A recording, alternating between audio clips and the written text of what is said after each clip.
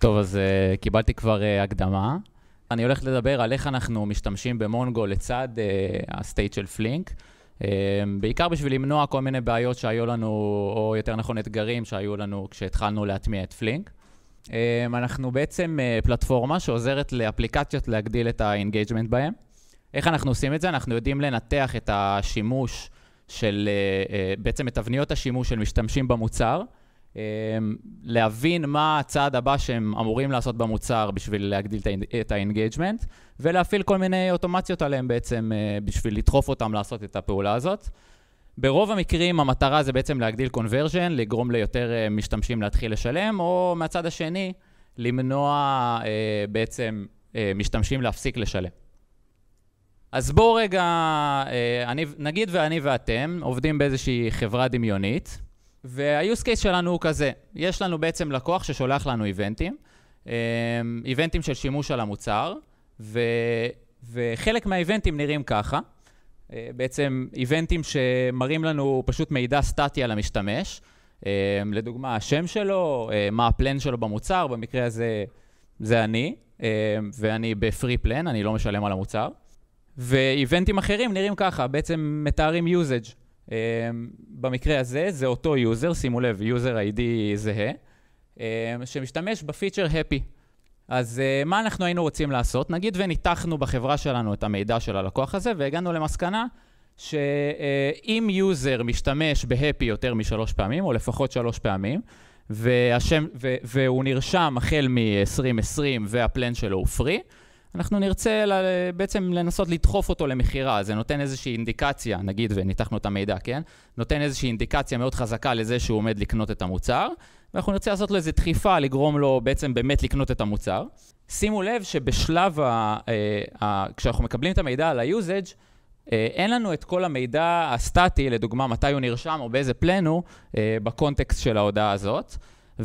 וגם אין לנו את היכולת, או יותר נכון, יש לנו את היכולת, אבל היינו רוצים לספור את כמות הפעמים שהוא ישתמש בכל פיצ'ר. אז קצת לפני שנדבר על איך אנחנו עושים את זה, נדבר טיפה על שני מנגנונים שיש בפלינק. הראשון מביניהם זה ה-Kid State. אז לפני שקצת נצלול ל-Kid State, בעצם בכל אופרטור לוגי בפלינק אפשר להגדיר את מספר הסלוטים שיהיו בו. אתם יכולים לחשוב על סלוט כמעין פרוסס שמאבד בצורה מקבילית את המידע ועושה את אותה לוגיקה. אז מה זה Kid State? אתם יכולים לחשוב על זה כעל store שמחזיק מיפוי של key ל-value, כשלכל key יש את ה-state שמתאים לו. אז איך key עושה את זה? אנחנו מקבלים איזושהי הודעה שאמורה להיכנס ל-stateful function, עושים לה shuffle בהתאם ל-key שהצמדנו להודעה, וההודעה הזאת תמיד תגיע לאותו סלוט בפלינק. עכשיו למה פלינק עושים את זה? בעצם המטרה זה לשמור על לוקליטי של המידע, ככה שתהיה לנו שליפה מהירה של המידע, וגם כמובן גם כתיבה, וגם כדי שנוכל להימנע מ-race conditions על הסטייט, וגם אנחנו רוצים לשמור ברוב המקרים על סדר הגעת ההודעות, כי נגיד אם אנחנו בחברה הדמיונית שלנו רוצים איזשהו סדר של פעולות שהלקוח עושה במוצר, אז כמובן שהסדר של ההודעות חשוב. מנגנון שני שנדבר עליו, שהוא מאוד רלוונטי ל-Stateful Applications, זה מנגנון ה-Check Pointing. אז בעצם המטרה ב-Check Pointing זה לשמור איזושהי נקודה בזמן, שנוכל לחזור אליה במידה ויש לנו או איזושהי שגיאה, או במידה ואנחנו עושים איזשהו ריסטארט יזום לאפליקציה. בעצם, אם נחשוב על זה, אז נגיד שמרנו איזושהי נקודה בזמן, וקרסנו איפשהו קצת אחרי, אז בצ'ק פוינט מה שיקרה, אנחנו נשמור גם את המידע על הסטייט וגם את הפוזישן של איפה שהיינו בסטרימים, וכשהאפליקציה תעלה שוב, היא תעלה בעצם מהנקודה הזאת ששמרנו. ומה שיקרה, אנחנו בעצם גם נתחיל מהנקודה הזאת בזמן מבחינת הסטרימים שלנו, וגם נתחיל מאותו סטייט שהיינו בהם, ולכן נאבד בעצם את אותם הודעות שאיבדנו ברגע שקרסנו, החל מהנקודה של הצ'ק פוינט. זה אומר שאם אנחנו נחשוב על זה, יהיה לנו גרנטי של at least once. אז איך פלינק בעצם מבטיח גרנטי של exactly once? נגיד, במקרה שלנו, אנחנו לא היינו רוצים לשלוח ללקוח אוטומציה פעמיים, לא היינו רוצים להקפיץ לו פופ-אפ במוצר פעמיים. אז הוא בעצם משתמש באיזשהו מנגנון שנקרא two-phase checkpointing, בעצם יש שני שלבים. השלב הראשון זה השלב של ה-heavy lifting, בעצם רוב הדברים הכי כבדים שעושים בצ'ק פוינט, שזה גם לשמור את המידע של הסטייט, גם לשמור כל מיני positioning ומיקומים רלוונטיים בסטרימים. וברגע שאנחנו יודעים שאנחנו מסיימים את כל זה, אנחנו בעצם אומרים לפרודוסרים שלנו, לכל המערכות החיצוניות שאנחנו מוציאים אליהם מידע, רק עכשיו, כל המידע שכתבנו, אני מבטיח שכתבתי אותו. אני עושה קומיט למידע. זה מאוד תלוי באיזה מערכות חיצוניות משתמשים. לדוגמה, בקפקא, אז יש קומיט לטרנזקציה, ב-S3 כותבים temporary file ואז משנים לו את השם בסוף, יש כל מיני מנגנונים, תלוי באיזה מערכת משתמשים בה. וככה בעצם מבטיחים exactly once. כלומר, אם לא עשינו את הקומיט, אז שום דבר שכתבנו לא באמת יקרה מבחינת המערכות החיצוניות. נחזור ל-use case. אז איך נפתור את זה בפלינק? בעצם נשתמש במנגנון הראשון שדיברנו עליו, ב-kid state. אז ננסה רגע לחשוב ביחד על איך ה-state שלנו ייראה. אנחנו נרצה גם שהמידע הסטטי יהיה שם, כי כמו שאמרנו בקונטקסט של ה-usage, אין לנו את המידע הסטטי, אז נרצה לשלוף אותו כשיגיע ה-usage, וגם נרצה לספור את מספר הפיצ'רים. אז זה בדיוק המבנה שנבנה את הסטייט. יש לנו גם את המידע הסטטי, וגם איזשהו map בין השם של הפיצ'ר, או ה-ID של הפיצ'ר, לכמות הפעמים שאותו user ישתמש בו. שימו לב שהסטייט הזה הוא פר key. כלומר, לצורך העניין, ה-key במקרה שלנו יהיה user ID. אז זאת היא הארכיטקטורה. לצורך העניין, זה יכול להיות, הפוקוס שלנו היום הוא פלינק, אבל לצורך העניין יהיה לנו איזשהו REST API ששולחים אליו הודעות, הוא זה שיזרוק הודעות לאיזשהו טופיק בקפקא, לאיזשהו pub sub, ויהיה לנו stateful application בפלינק, שכמו שאמרנו, ה-key by ל-stateful application הזה יהיה ה-user ID שלו. ומהצד השני יהיה לנו עוד איזשהו קפקא טופיק שנוציא אליו אקשנים בשביל להטריג איפשהו דאונסטרים את האוטומציה שדיברנו עליה שנרצה לעשות במוצר של הלקוח שלנו. קצת פסודו קוד של איך ה-stateful אופרטור יהיה. אז בתור התחלה אנחנו ננסה להביא את ה-state מפלינק, שהוא בקונטקסט של ה-key שאנחנו נמצאים בו. אם הסוג הוא info, המידע הסטטי על היוזר, אנחנו בעצם נעדכן את הסטייט עם המידע הסטטי. אם הוא usage, אנחנו נעדכן את הספירה, נוסיף אחד כתלות בפיצ'ר שהוא ישתמש בו, ואז בסוף נבדוק את הלוגיקה שדיברנו עליה. אם הוא free, ואם הוא נרשם החל מ-2020, ואם הוא ישתמש בהפי יותר מ3 פעמים, אז אנחנו נשלח את האוטומציה הזאת שתגרום לו למחיר. אז מה הבעיות? מה יכול לקרות לנו כשנשתמש בפלינק? אז בתור התחלה, נגיד והיינו רוצים להציג ב-UI שלנו גם את המידע הסטטי על הלקוחות, וגם נגיד, אנחנו רוצים להוכיח ללקוחות שלנו שאנחנו באמת יודעים לספור כמו שצריך. אז הבעיה בסטייט של פלינק, זה לא בעיה, בואו נקרא לזה אתגר, שהוא מנגנון פנימי. מאוד קשה ליצור איתו קשר מתוך third party applications.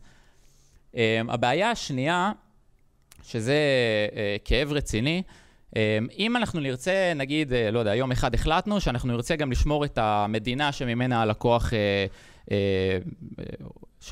שהוא גר בו, או שנרצה לשמור עוד איזשהו מידע סטטי, או שנרצה לעשות משהו אחר עם הסטייט, לשנות את המבנה שלו. בעצם האפליקציה stateful שרצה כבר עכשיו בלייב, היא לא תדע לתמוך, היא לא תהיה backward compatible כלפי הסטייט ששיניתי. זה נכון גם לגבי, זה תלוי איך אנחנו נעשה את השינויים בגרף, אבל לפעמים כשנשנה גם את הגרף של פלינק, הסטייט שלנו בעצם יישבר ואנחנו לא נוכל לעלות עם סטייט, אנחנו נהיה חייבים לנקות, כאילו לעלות נקי. והבעיה השלישית זה visibility, מאוד קשה לראות מה קורה ברגע נתון בתוך הסטייט של פלינק, וזה גם מקשה על דיבוג אם יש לנו איזושהי בעיה, וזה גם מקשה על פיתוח של פיצ'רים, כי נגיד אנחנו רוצים לבדוק את זה בסביבת ענן שלנו, אז אנחנו נצטרך, אין לנו דרך לראות, או דרך נוחה לראות מה קורה בתוך הסטייט, וזה עוד איזשהו קושי שאנחנו התמודדנו איתו. אז איך בעצם אנחנו ניגשנו לבעיה הזאת? אמרנו, טוב, אנחנו נתייחס לסטייט בתור איזשהו קאש, אנחנו לא נתייחס אליו בתור ה-source of truth שלנו, ואנחנו נשתמש באיזשהו דאטאבייס חיצוני, לדוגמה מונגו. אז מה נעשה? בעצם כל פעם שיש עדכון לסטייט, אנחנו במקביל נשלח את המידע למונגו. נתחזק אותו גם במונגו. וכל פעם שאנחנו ננסה לשלוף מידע מהסטייט, אם הוא לא קיים, אז אנחנו פשוט ננסה למשוך אותו ממונגו. זה בעצם גישה די סטנדרטית כשמדברים על קאש. מבחינת פסודו-קוד די ברור, כאילו אם הסטייט לא נמצא, אנחנו ננסה למשוך ממונגו. יש עדיין איזושהי בעיונת קטנטונת בפתרון הזה עם מונגו. פלינק תומך בו במנגנון שהוא at least once בלבד, הוא לא תומך ב-exactly once, ומשם נובעת הבעיה. שימו לב שאם היינו מעדכנים רק מידע סטטי, לא הייתה לנו פה בעיה, כי זאת פעולה אידמפוטנטית, בעצם היא לא תלויה במה שהיה בסטייט לפני זה, אבל בגלל שאנחנו סופרים, זה כן תלוי במה שהיה בסטייט לפני זה, ולכן יש אופציה שעבור הודעה אחת אנחנו נספור פעמיים, בגלל שזה מבטיח לנו at least once. כלומר, היינו בתיאוריה יכולים להשתמש פעם אחת בפיצ'ר, אבל ספרנו אותו 3 פעמים. אז מה הפתרון? איך אנחנו פותרים את זה? אנחנו בעצם מבודדים את הפעולה הלא אידמפוטנטית תחת external services שכן תומכים ב-exactly once, לדוגמה קפקא, ואת כל העדכונים לדאטאבייס שהוא לא תומך ב-exactly once, כמו מונגו, אנחנו נעשה כשהפעולות הן כן אידמפוטנטיות. אז בעצם כל עדכון שנוציא למונגו, נוציא אותו דרך טופיק בקפקא, ותהיה לנו עוד אפליקציה של פלינק, שכל מה שהיא תעשה, היא תעדכן את מונגו, והפעולות שמגיעות אליה הן כן אידמפוטנטיות. לדוגמה, עכשיו הקאונט הוא 3, עכשיו הקאונט הוא 4, אין פה איזשהו אינקריס לקאונט, ולכן לא תהיה בעיה, כאילו אין לי בעיה לכתוב את זה פעמיים. הסיבה לשימוש פה בקפקא הוא כדי שיהיה לנו איזשהו external service שיודע לעבוד עם exactly once. זאת המטרה. בסוף המטרה הייתה לבודד את הפעולות הלא אידמפוטנטיות תחת exactly once. בואו נדבר רגע על למה זה פותר את הבעיות, ואז אנחנו נגיע לזה. אז third party access זה די ברור, נכון? מונגו אפשר ליצור איתו מכל סרוויס חיצוני, ליצור איתו קשר. breaking changes, אז זה לא באמת נפתר, נכון? כי עדיין יהיו לנו breaking changes, אבל מה שכן נפתר זה שאם יש לנו breaking changes, אנחנו פשוט נעלה בלי state, ואז כל המידע שלנו מתוחזק במונגו, אנחנו פשוט נמשוך ממנו. visibility גם, די ברור. אז קודם כל תודה, ושאלות?